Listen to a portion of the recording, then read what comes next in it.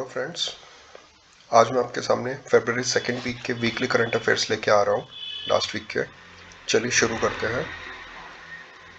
Aravalli biodiversity park, जो कि गुड़गांव हरियाणा में है, has been announced as the OEM site on World Wetland Day, जो कि फरवरी सेकेंड में आया था। मैंने आपको लास्ट वीडियो में पढ़ाया था ये इंडिया का पहली OEM साइट है। इसका प्रपोजल 2020 में दिसंबर में हमारी जो इंडियन नेशनल बायोडाइवर्सिटी अथॉरिटी है उसने IUCN को भेजा था। IUCN, जो कि international union for conservation of nature है, यही OEM साइट टैग प्रोवाइड करती है वेरियस साइट्स को। ये साइट्स बायोडाइवर्सिटी में तो काफ़ी रिच होती है बट प्रोटेक्टेड नहीं होती। दूसरी तरफ आते हैं, हमारा 2028 के ओलंपिक्स का हमारा वेन्यू डिसाइड हो गया है, जो कि लॉस एंजलिस में होगा। 2024 का ओलंपिक्स का पहले ही डिसाइडेड था, जो कि पेरिस में है। ये venues international Olympic committee determine करती है और कमेटी ने इस पर डिसाइड किया है कि 28 ओलंपिक स्पोर्ट्स होंगे और 24 पैरा ओलंपिक स्पोर्ट्स होंगे लॉस एंजलिस ओलंपिक्स में। इसके कुछ इंटरनेशनल ओलंपिक्स कमेटी कुछ फैक्ट्स याद कर लेते हैं। इसका हेडक्वार्टर्स लुआसियन स्विट्जरलैंड में है। इसकी कमेटी के प्रेसिडेंट थॉमस बाक है और ये फाउंड हुई थी 23 जून 1894 में पेरिस, फ्रांस में। ये छोटे छोटे क्वेश्चंस आ जाते हैं जो साइड में इससे रिलेटेड होते हैं, इससे आप इनको याद कर लेना। अगला है, मिनिस्टर ऑफ एजुकेशन ने मिस्टर M जगदीश कुमार को नया चेयरमैन ऑफ UGC अपॉइंट कर दिया है।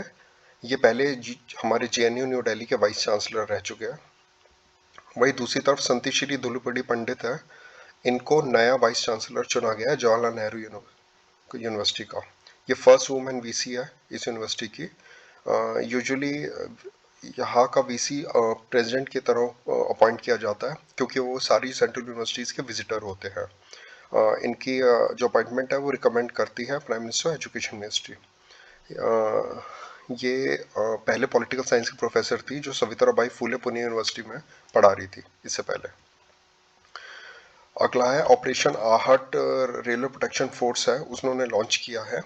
ये मिनिस्ट्री ऑफ रेलवेज के अंडर लॉन्च किया गया है, क्योंकि railway protection force ministry of railways के अंडर ही आता है। इनका एक्सक्लूसिव काम होता है रेलवेज और रेलवे की प्रॉपर्टीज़ को प्रोटेक्ट करना। ये ऑपरेशन आहट है, ये बेसिकली ह्यूमन ट्रैफिकिंग को कम करने के लिए लॉन्च किया गया है और इसका मेन फोकस उन्हीं ट्रेन्स पे होगा जो कि बॉर्डर कंट्री से ओरिजिनेट हो रही है, जैसे बांग्लादेश, नेपाल, क्योंकि हमने देखा गया है यहाँ कि ह्यूमन ट्रैफिकिंग सबसे ज़्यादा यही से ओरिजिनेट हो रही है।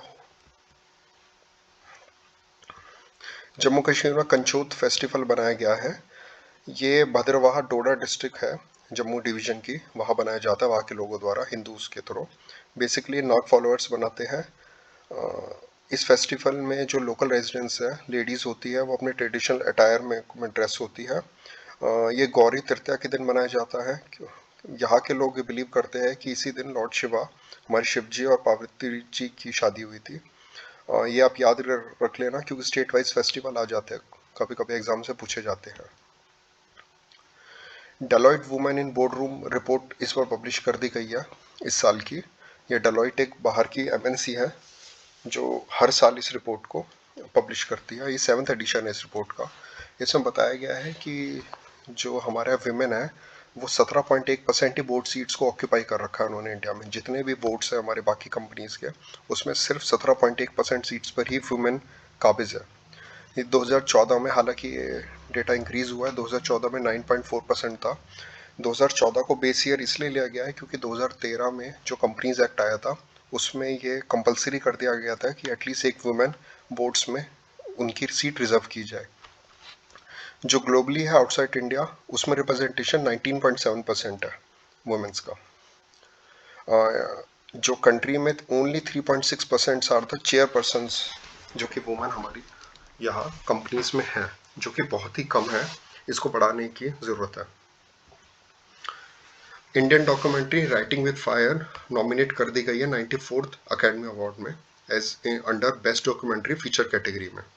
इस डॉक्यूमेंट्री को फिल्म मेकर्स रिंतु थॉमस और सुष्मित घोष ने डायरेक्ट किया है और ये सिर्फ अकेली इंडियन फिल्म है जिसे ऑस्कर्स अवार्ड में नॉमिनेट किया गया है 2022 के। साइंटिस्ट ने व्हाइट चीक मकाओ को पहली बार उत्तर अरुणाचल प्रदेश में पाया गया है। ये एक नई स्पीशीज़ है मैमल लिस्ट की, जिनमें इनको ऐड कर दिया गया है। इससे पहले व्हाइट चिक मकायो सिर्फ साउथ ईस्टर्न तिब्बत में ही पाए जाते थे। अटल इनोवेशन मिशन, जो कि एम है, नीति आयोग और US add, US agency for industrial development ने अपने एक नई पार्टनरशिप के अंदर एक समृद्ध इनिशिएटिव को लॉन्च किया है। इस कोलैबोरेशन का मेन फोकस क्या होगा? हेल्थ केयर सेक्टर पे नई नई इनोवेशंस को बढ़ावा देना, जिसकी वजह से कोविड-19 की थर्ड वेव और उसके आगे की वेव्स, जो कि आने वाली वेव्स को अच्छी तरह रिस्पॉन्ड किया जा सके, क्योंकि हमारा हेल्थ सर्विसेज जितनी अच्छी होगी उतनी अच्छी तरह हम इस बीमारी को टैकल कर पाएंगे। वही कि दूसरी तरफ ये जो हमारा नया इनिशिएटिव है, ये हमारी टीयर 2 और टीयर 3 सिटीज़ होती है, जो कि छोटी सिटीज़ होती है, मेट्रो सिटीज़ के अलावा, और रूरल एरिया या ट्राइबल एरिया, वह हेल्थ केयर के क्वालिटी हेल्थ केयर को और पॉपुलेशन को, वल्नरेबल पॉपुलेशन होती है हमारी, जो जिनको प्रॉपर हेल्थ केयर प्रोवाइड नहीं किया जा सकता, उनको एक्सेस कराने में ये इनिशिएटिव मदद करेगा। मैं आपको बता दूं, लास्ट अगस्त 2021 में एक समृद्ध प्रोग्राम और लॉन्च किया था minister of electronics and information technology ने। ये उससे अलग है। वो किस लिए लॉन्च किया गया था? इंडियन सॉफ्टवेयर प्रोडक्ट्स के स्टार्टअप्स को कंडक्टिव प्लेटफॉर्म दिया जाए ताकि वो और ग्रो कर सके और इस तरह से अपना बिजनेस स्केल अप कर सके। ये दोनों ही समृद्ध प्रोग्राम और वो समृद्ध इनिशिएटिव अलग अलग है। इंडियन गवर्नमेंट एक नया एक्शन प्लान लेकर आ रही है, जिसमें चीतास को इंट्रोड्यूस किया जाएगा। ये नई चीज़ नहीं है, 2009 से इस चीज़ के बारे में बात चल रही है, लेकिन इस बार गवर्नमेंट ने इस नए एक्शन प्लान का पूरा खाका तैयार करके बताया है। इस एक्शन प्लान के अकॉर्डिंग 5 सालों में कम से कम 50 चीतास को इंडिया में लाया जाएगा। शुरू के इनिशियल फेज में सिर्फ 12 से 14 चीते होंगे, उन्हीं को लाया जाएगा। इनको विभिन्न साउथ अफ्रीका, नाम्बिया जैसी कंट्रीज, अफ्रीकन कंट्री से लाया जाएगा, क्योंकि वहाँ चीता बहुत पाए जाते हैं। आपको पता होगा चीता हमारे एक्सटिंक्ट हो चुका है 1950s में इंडिया में। इन चीतास को नए जीपीएस कॉलर से, रेडियो कॉलर से फिट किया जाएगा before releasing them into the wild, so that they can be monitored remotely. Government इसलिए इन चीतास को बेसिकली सबसे पहले जो फर्स्ट बैच जो आएगा 12 से 14 चीतास का, उन्हें कान्हा नेशनल पार्क मध्य प्रदेश में, उनको वहाँ रखने की अभी प्लानिंग कर रही है। और धीरे धीरे अभी इस प्लानिंग को की रूपरेखा तैयार हुई है, अभी इसको एक्शन में लाया जाएगा। सेंट्रल गवर्नमेंट ने उड़ीसा में लाइट हाउस टूरिज्म को इनिशिएट करने का प्लान बनाया है। इसमें मिनिस्ट्री ऑफ पोर्ट, शिपिंग और वाटरवेज हेल्प करेगी। अभी शुरुआत में 5 लाइट हाउसेज है उड़ीसा में, उन्हीं को लॉन्च किया जाएगा। उनको एक तरह से डेवलप किया जाएगा। ये एक तरह से पब्लिक प्राइवेट पार्टनरशिप मोड पे डेवलप किए जाएंगे पाँचों। ये पाँचों है गोपालपुर लाइट हाउस गंजम में, पैराटिप लाइट हाउस जगत सिंहपुर में, false point light house Kendrapara में, चंद्रभागा लाइट हाउस पुरी में और पुरी लाइट हाउस। प्लान क्या है इनमें? इन लाइट हाउसेस को open air theatre, cafeteria, museum, children parks वगैरह डेवलप किए जाएंगे या कॉटेजेस बनाए जाएंगे, ताकि इनमें टूरिज्म बढ़े और लोग ज़्यादा से ज़्यादा आए। वर्ल्ड पल्सेस डे फेब 10 को ऑब्जर्व किया गया था, बनाया गया था, इसको याद रख लीजिए। इंडिया ने ड्रोन इंपोर्ट को, जो कि डोमेस्टिक सेक्टर वाले हैं, उसमें बैन कर दिया है इंपोर्ट के लिए, टू हेल्प डोमेस्टिक सेक्टर। इसमें exceptions research and development, defence और सिक्योरिटी पर्पस से जो ड्रोन लाए जाएंगे उनका तो इंपोर्ट किया जा सकता है, वो भी आफ्टर ड्यू क्लियरेंस। लेकिन जो आपके लोकल और सिविलियन यूज़ के लिए है, वो कम्प्लीटली बैन हो चुका है उसका ड्रोन इंपोर्ट के लिए। लेकिन हाँ, इनके कंपोनेंट्स के लिए अभी कोई बैन नहीं है, वो इंपोर्ट किए जा सकते हैं मैन्युफैक्चरर्स द्वारा। इंडिया का फर्स्ट बायो बास based hydrogen plant कांदवा district Madhya Pradesh में बनाने का कंस्ट्रक्शन शुरू हो गई है। It will be constructed. ये कॉमर्शियल स्केल का वो बायोमास बेस्ड हाइड्रोजन प्लांट होगा। इसमें बेसिकली 30 टन बायोमास अगर डालेंगे तो इसमें 1 टन के करीब हाइड्रोजन पर डे प्रोड्यूस की जा सकती है। और ये आल्सो बायोचार और methane gas also it will produce this plant will also produce these things. Hydrogen, as we all know, हमारे सेफ फ्यूचर और साफ एनवायरनमेंट के लिए काफ़ी मददगार साबित होती है। ये प्लांट वॉटमो एनर्जीज लिमिटेड और बीजल एनर्जी, ये दोनों कंपनी मिलकर बना रही है। न्यूक्लियर फ्यूजन एनर्जी में एक नया रिकॉर्ड कायम हुआ है। UK based Joint European Torus facility है, वहाँ के साइंटिस्ट ने 59 मेगा जूल्स की एनर्जी फ्यूजन रिएक्शन से प्रोड्यूस की है पहली बार। ये टोकामाक नाम की एक मशीन है, उसमें प्रोड्यूस की गई है। ये टोकामाक मशीन में प्लाज्मा होता है विच यूजेस मैग्नेटिक फील्ड्स। ये डोनट शेप की है और साइंटिस्ट इसे टोरस बोलते हैं। ये टोकामाक आप नाम याद रख लीजिए। न्यूक्लियर फ्यूजन बेसिकली क्या होता है, काफ़ी स्मॉल न्यूक्लियाई जो न्यूक्लियस होते हैं उनको एक साथ एक लार्ज न्यूक्लियस में फ्यूज़ किया जाता है और उससे एक very high amount of energy निकलती है। ये फ्यूजन से बिल्कुल अलग है जिसमें न्यूक्लियस को हैवी आइसोटॉप्स को तोड़ा जाता है। फ्यूजन एक लिमिटलेस और क्लीन एनर्जी सोर्स हमें देता है। ये हमारे फॉसिल फ्यूल्स के रिप्लेसमेंट में एक बहुत अच्छी रिप्लेसमेंट है। ऑस्ट्रेलिया के कोआलाज हैं, उनको एंडेंजर्ड स्पीशीज़ में ले आया गया है ऑस्ट्रेलियन गवर्नमेंट के द्वारा। इसका बेसिकली कोआला पॉपुलेशन का एक्सटिंक्शन इसलिए हुआ है क्योंकि इनका हैबिटेट लॉस हुआ है। ड्रॉट्स काफ़ी आया है वहाँ, ब्रश फायर्स आए जैसे आपने सुना होगा लास्ट ईयर्स, तो काफ़ी इस आग की वजह से इनका हैबिटेट लॉस हुआ है। उसकी वजह से क्लाइमेट चेंज हो रहा है and it's a major contributor of deaths to koalas. अभी सिर्फ 58 आज कोआलाज लेफ्ट बचे हैं सिर्फ ऑस्ट्रेलिया में, और 30% इनकी पॉपुलेशन 2018 से ख़त्म हो चुकी है। एंडेंजर्ड स्टेटस मिलने की वजह से इनको काफ़ी प्रोटेक्शन और मिलेगा as per Australian national environment law. और खाली कोआला नहीं, इनके आसपास जो बाकी स्पीशीज़ भी रह रही है उनको प्रोटेक्शन में भी हेल्प होगी। एक स्माइल स्कीम लॉन्च कर दी गई है हमारे department of social justice and empowerment द्वारा। इसका फुल फॉर्म है support for marginalized individual for livelihood and enterprise scheme.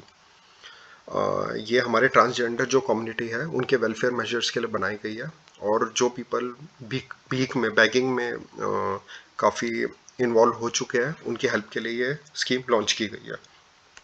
उनका इस स्कीम के तहत रिहेबिलिटेशन किया जाएगा, उन्हें मेडिकल फैसिलिटीज़ प्रोवाइड की जाएगी, काउंसलिंग की जाएगी, बेसिक डॉक्यूमेंटेशन उनके पूरे किए जाएंगे, उनकी पढ़ाई पे ध्यान दिया जाएगा, स्किल डेवलपमेंट की जाएगी। इस तरह से उनका ओवरऑल डेवलपमेंट की जाएगी स्कीम के तहत। हमारी वन ओशन समिट 9 से 11 फरवरी 2022 को वर्चुअली कंडक्ट की गई थी। इसमें हमारे प्रधानमंत्री जी ने एक वीडियो मैसेज के थ्रू इस समिट को एड्रेस किया था ऑन February 11। इसको फ्रांस ऑर्गेनाइज कर रहा है, इसकी under the chairmanship of France with the cooperation of world bank and United Nations in breast. इसका ऑब्जेक्टिव ये है कि हमारी सारी इंटरनेशनल कम्युनिटीज़ और सारे कंट्रीज़ को एक साथ लाया जाए ताकि हमारे ओशंस हैं उनको सस्टेनेबली प्रोटेक्ट किया जाए, उनके इकोसिस्टम्स को प्रिजर्व किया जाए और उनको हेल्दी रखा जाए। यूनाइटेड नेशंस ने 2021 से 2030 के डिकेड को decade of ocean science for sustainable development के तौर पे डेजिग्नेट कर दिया है in order to restore the declining marine life and raise awareness. अब देखने वाली बात यह है, वन ओशन समिट के आखिरी दिन 11 फरवरी को एक नई ट्रीटी लॉन्च की गई है। इसका नाम है high ambition coalition on biodiversity beyond national jurisdiction, BBNJ treaty. इस ट्रीटी को ट्रीटी ऑफ हाई सीज भी बोलते हैं। ये एक तरह से नेशनल एग्रीमेंट है to conserve and sustainable use of marine biological diversity beyond national jurisdiction. जितने भी देश हैं उनके नेशनल जुरिसडिक्शन जो होता है, जो एरिया उनके कंट्रोल में होता है समुद्र का, वहाँ तक तो उनके लॉस चल जाते हैं, लेकिन उसके आगे कोई भी प्रॉपर ट्रीटी या लॉ नहीं है जिसमें वहाँ के कंजर्वेशन और सस्टेनेबल जो हमारे ओशन की लाइफ है उसको प्रोटेक्ट किया जाए। उसके लिए BBNJ ट्रीटी लॉन्च की गई है। ये एक तरह से इन जो गैप्स हैं हमारे ओशन गवर्नेंस के उनको फिल करेगी, और जो ट्रांस बाउंड्री पॉल्यूशन है जो नेशनल बाउंड्रीज के आगे है उसको भी कम करने में हेल्प करेगी। फरवरी 11 को इंडिया ने भी इस ट्रीटी पे साइन कर दिया है। इसके अलावा ये बाकी सारी कंट्रीज़ है जिन्होंने कोएलिशन पे अब तक ज्वाइन हो चुके हैं।